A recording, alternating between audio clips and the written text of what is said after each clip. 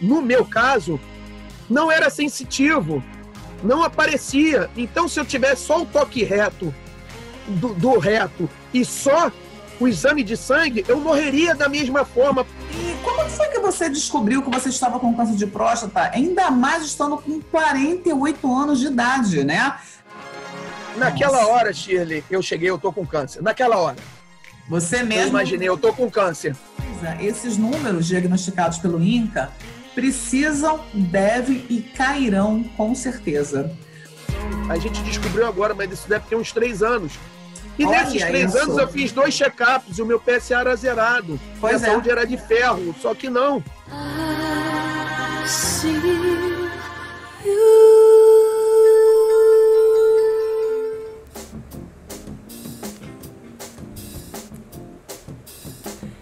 Amanhã, 1º de novembro, se inicia o Novembro Azul, que é o mês de combate ao câncer de próstata. E no dia 17 de novembro é o Dia Mundial de Combate a essa doença. Durante todo esse mês, mundialmente, ações são realizadas com o objetivo de alertar sobre a doença, com a intenção de chamar a atenção de todos sobre a importância de a conhecer e da realização de um diagnóstico precoce sobre ela. Só para você ter uma ideia, no Brasil, segundo o INCA, que é o Instituto Nacional do Câncer, um homem morre vítima da doença a cada 38 minutos. Sim, e tudo isso ocorre, ainda se acredita, né? Que é mediante o grande tabu que ainda persiste por parte dos homens de buscar o diagnóstico precoce, principalmente em razão da realização do exame clínico, que inicialmente é o toque retal. Por isso, muitos preferem não procurar o urologista, fazendo com que o diagnóstico seja realizado tardiamente, né? E para essa nossa pauta de hoje, inicialmente, ela seria feita com um médico especialista, né, na área, um urologista, mas a gente teve a inspiração de convidar um cavalheiro que, em 2018, sofreu o drama da doença para falarmos sobre esse tema com vocês. Ele tem toda essa prática e a ótica de quem passou pelo drama e, claro, saiu vitorioso. Então, sejas muito bem-vindo ao nosso programa Eu Vejo Você Felicidade, Paulo Eduardo Faria Marsalo. Obrigado, Shirley, pelo convite. Paulo, vamos falar um pouco sobre a sua rotina de vida antes do diagnóstico da doença, né? Você é esportista, não é isso? Sim, eu pratico esporte praticamente uma vida inteira, né? Eu comecei a surfar eu tive a felicidade de começar a surfar com 4 anos e, como todo bom brasileiro, futebol também, né? Tem que ter uma bola envolvida. Então, desde cedo eu vivencio o esporte na minha vida, graças a Deus. E com 10 anos de idade eu conheci as artes marciais, comecei aquela história de Bruce Lee, Chuck Norris, e aí eu consegui um professor de taekwondo na Tijuca. E em 87, com 17 anos, um amigo meu me chamou para fazer luta livre. Aí eu adorei. Em 89, eu comecei a fazer jiu-jitsu, que eu fiz matemática na UERJ. Sim. E na época, jiu-jitsu e luta livre era uma rivalidade incrível. Quem fazia um não podia fazer o outro. Os meus amigos, por eu rodar o Rio de Janeiro inteiro, eu tinha amigo da luta livre e do jiu-jitsu. Sim. E como eu era da luta livre, meus amigos não deixavam fazer jiu-jitsu. E eu tive um motivo com propriedade para fazê-lo, que era uma matéria acadêmica. E dali eu não parei mais. Eu me formei faixa preta em jiu-jitsu, me formei faixa preta em luta livre. E eu não vivo disso, mas eu dei aulas há algum tempo. E, Paulo, qual é o seu estilo de alimentação? Você consome bebidas alcoólicas? Fuma ou já fumou em algum momento da sua vida? Já deve imaginar por que eu estou te fazendo essas perguntas, né? Obviamente, pelo link com a minha doença. E foi uma das coisas que, mais na frente, provável, a gente vai conversar, que me contribuiu para eu entrar num grau de profunda depressão. A minha vida inteira, Shirley, eu cuidei, assim, da minha... Eu não posso falar a vida inteira, né? É exagero. Mas, a partir dos 15 anos, foi quando um amigo meu me apresentou um restaurante vegetariano, um dos primeiros do Rio de Janeiro, em Vila Isabel, eu achei aquilo incrível, comer tudo que vinha da terra e eu me Sim. identifiquei demais. E ali começou meu hábito de boas alimentações. Paulo, segundo dados do INCA, somente em 2018, justo quando você diagnosticou o teu câncer de próstata, né, teriam surgido em torno de mais de 68 mil novos casos da doença no Brasil, né? E como foi que você descobriu que você estava com câncer de próstata, ainda mais estando com 48 anos de idade, né? Uma vez que a maioria dos homens, esse tipo de câncer costuma se manifestar por volta de 65 anos, segundo os dados médicos. Já havia algum caso similar na tua família, Paulo? Não, Shirley, nunca houve nada similar com relação a um câncer adquirido assim, não. Sim. E foi uma coisa louca, assim, porque a gente já havia conversado algumas vezes, né, eu e você, e a Sim. gente já tem essa questão espiritualista, né, da nossa Sim. vida. E aí, o que eu vou relatar aqui é uma coisa que eu entendo que está nesse campo. Eu tive um aborrecimento particular, familiar, em um dia que me gerou uma dor no peito, assim, absurda. E aí, eram umas 10 horas da noite, eu fui parar na emergência achando que eu estava infartando. E eu não ainda era. Então, eu ainda era, eu era o outro Paulo. Hoje eu sou outro Paulo. Eu era o outro Paulo que eu não gostava. Agora eu vejo que eu não gostava do susto na vida, não é? Exatamente. E aí o outro Paulo era estressado demais, porque eu sou muito responsável com os meus compromissos financeiros e com meus compromissos, principalmente com os meus filhos. O que envolve os meus filhos, eu viro um leão. Então, eu sou muito emotivo com relação a isso, e quem paga? Quem paga é o coração, obviamente, a máquina que move o corpo humano. E aí eu fui parar no hospital com uma dor incrível no peito, por conta desse aborrecimento, que foi um aborrecimento emotivo, além de tudo, quer dizer, era ao quadrado. E eu fiquei 10 horas lá, eu só saí 10 horas da manhã. Nossa. Quando deu 10 horas da manhã, eu já estava umas 3 ou 4 horas sem dor, o pessoal não aguentava mais ver minha cara, obviamente, e nesse período eu fiz 8 exames de sangue, e eles pegaram todos os meus exames de sangue, por sorte, que todas as outras vezes eles não me deram, dessa vez eles me deram, não sei o que houve. Quer dizer, eu sei, espiritualmente a gente conversa a respeito, mas... Sim. E me enfiaram os exames na minha mão e me tocaram do hospital. Eu fui com o meu enteado Henrique, que foi quem me levou, passou a tortura e estava me trazendo de volta para casa. E eu fui lendo, que eu sou curioso com as minhas coisas, fui lendo meus exames. E aí apareceu o PSA alterado, 11,2. Eu não esqueço desse número. E você fazia antes os exames periodicamente? Sempre o toque retal também? Eu não fazia o toque retal, mas porque fazia o meu médico PSA. Sim. monitorava pelo PSA. Sim. A questão do toque retal. Para mim nunca foi nenhum tabu. Eu tenho minha opção sexual, eu não tenho problema com isso. Sem dúvidas em então, relação. Não, alguma. Então, isso nunca foi problema. A partir do momento que ele falasse, faça, eu faria. Claro. Mas aí foi uma questão de orientação médica. E o meu PSA sempre zerado. E eu tomei esse susto. 11,2, eu cheguei do 0 para 11,2. Tem coisa aí. Quando eu cheguei na minha residência no Recreio, no outro dia eu levei os exames para a academia, fui treinar jiu-jitsu e lá tem vários médicos. E eu comecei a indagar indaguei o outro. E o pessoal falou, cara, deve ser uma prostatite, deve ser uma coisa dessa. E aí eu cheguei, tá bom, vamos investigar. Aí eu fui numa clínica especializada, ele sequer me examinou, olhou meu exame, me passou um remédio. Eu cheguei, pô, que remédio, o cara não viu nada, não vai fazer, porque aí eu já pensei, ele vai pedir para fazer o toque. Não falou nada, me deu. Aí eu comprei o remédio, mas na hora de tomar eu cheguei, não senti firmeza. Vou procurar um especialista. Aí eu fui parar na mão do médico que me operou. Aí ele chegou, esse exame está certo, esse remédio está certo, sim. Pode tomar ele durante 30 dias, vai ficar sem tomar durante uma semana e vai fazer o exame de sangue. Você vai ver que vai ser uma prostatite tranquila, teu PSA vai zerar de novo. Fiz tudo bonitinho. Ele falou que provavelmente poderia ter sido por estresse. Eu me estressei. Por esforço físico, eu faço esforço físico cotidianamente. Exatamente. Fazer isso. Desde sempre. Essa. E por relação sexual, eu não lembrava, mas poderia ser. Mas era ser mais uma coisa apenas. Aí eu dei uma acalmada, eu cheguei, esse pacote todo subiu meu PSA. Fiz tudo bonitinho, protocolo. Esperei uma semana, fiz o exame de sangue. Quando eu peguei o exame de sangue, de 11, minto, isso. Quando eu peguei o exame de sangue, de 11,2 foi para 15,8, medicado.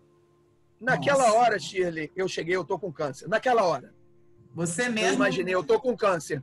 E aí começamos a investigar e cheguei até a fazer, eu fiz uma ressonância magnética com contraste e aí apresentou que eu realmente estava doente, que a doença pode ter 5 graus, tá? Então eu vou explicar aqui para vocês e para o público que não sabe, que é uma informação importante, porque são 5 graus. Sim.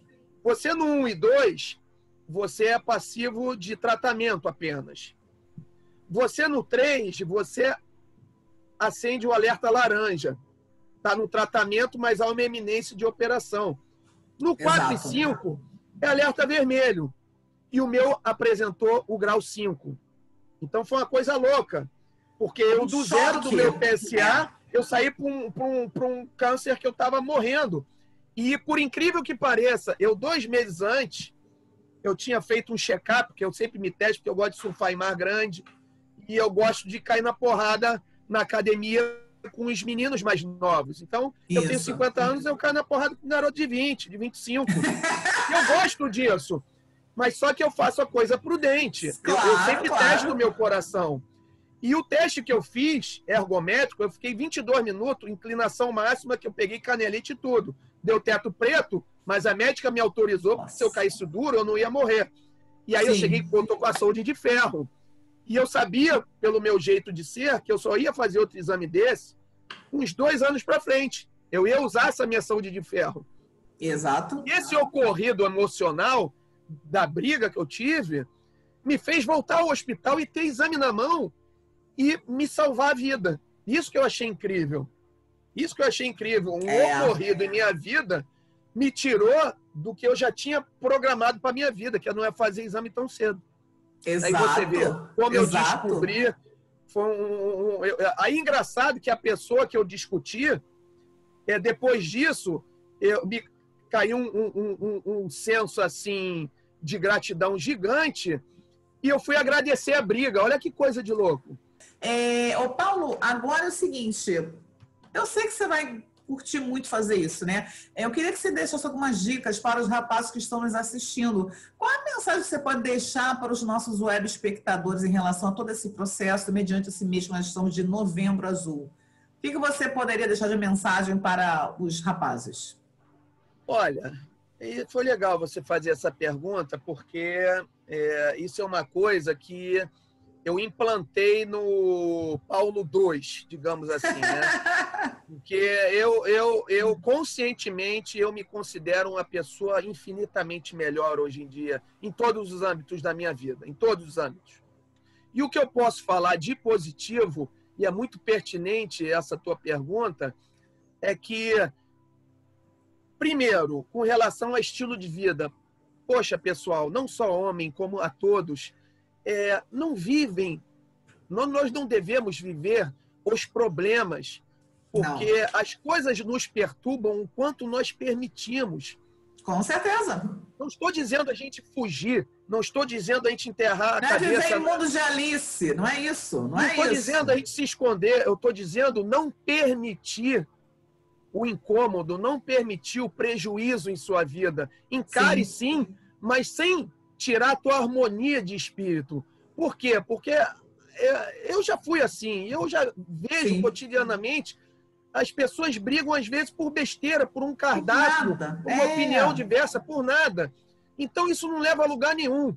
E com relação diretamente à saúde, o que eu posso falar é que, particularmente os homens, quando pedirem para fazer o exame, E, normalmente, a grande maioria dos homens, eles administram como eu fazia, com o PSA. O PSA está zerado, está tudo bem. É mentira. É mentira. Eu perguntei para médico, eu perguntei para especialista, ninguém soube me informar. E eu achando que quando eu descobri a doença era nova, e eu descobri que não era nova quando eu fiz a biópsia, que tinha comprometimento de 80%, então é uma coisa que não é novo. Quando eu falei com o meu médico, ele falou, Paulo, desculpa, isso não é novo, não. A gente descobriu agora, mas isso deve ter uns 3 anos. E nesses 3 anos eu fiz 2 check-ups e o meu PSA era zerado. Minha saúde era de ferro, só que não. E aí o que acontece? O toque reto, quando a gente descobriu, no meu caso, não era sensitivo. Não aparecia. Então, se eu tivesse só o toque reto, do reto, e só o exame de sangue, eu morreria da mesma forma. Por quê? Porque no meu caso, o câncer estava crescendo para o outro lado, que não sofria aquela pressão no reto que o médico sente. Ele sente aqui. Sim. E o câncer cresce daqui para cá. O que acontece? O médico fala, opa, tem troço errado. No meu caso, cresceu para dentro, meu PSA estava zerado. Como é que acha o câncer em mim? Não acha. Aí o que acharia, que aí vem a minha sugestão, e eu acho que é uma coisa que as pessoas têm que fazer, pede o exame de imagem junto. Porque com o exame de imagem, não há o que se fazer. O que está ali é a verdade. O que está ali não tem erro médico, não tem erro de análise de exame, tanto de sanguíneo quanto de toque. Não tem o erro médico. A imagem vai estar lá. O teu comprometimento da próstata explícito. Se eu tivesse, junto com o PSA, feito o exame de ressonância com contraste, que é o que é adequado para esse tipo de coisa, eu já teria descoberto, mesmo não tendo toque no reto. É incrível. Então, esse tipo de coisa é o que eu peço, eu falo com todos os meus amigos, e os meus amigos, e com quem eu falo, já estão com esse procedimento. Porque o médico ele não pede, não é preciso, mas é o seu direito. Você peça o exame de imagem. Porque com o exame de imagem, aí sim, você vai ter a certeza absoluta que você está com saúde ou que você precise de um tratamento médico para um câncer de próstata, porque a imagem não vai mentir, entendeu, Shirley? Exato. O principal recado que eu deixo especificamente para o câncer de próstata e a sua prevenção é exame de imagem acompanhando todo o processo de cuidado pessoal de cada homem. Sim. Perfeito essa dica, Paulo. Perfeito mesmo.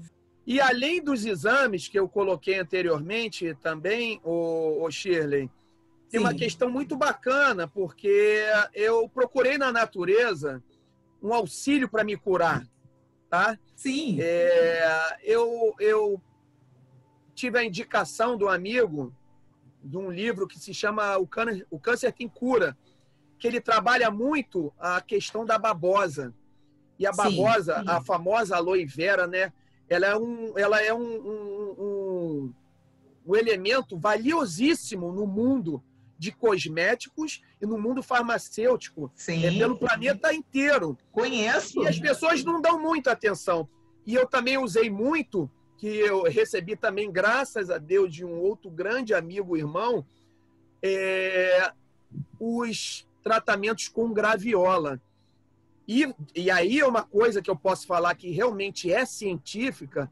Eu recebi informações de um médico que estudou na área e ele coloca que a graviola é 10.000 vezes mais forte que a quimioterapia e aumenta a imunidade em 100.000 vezes.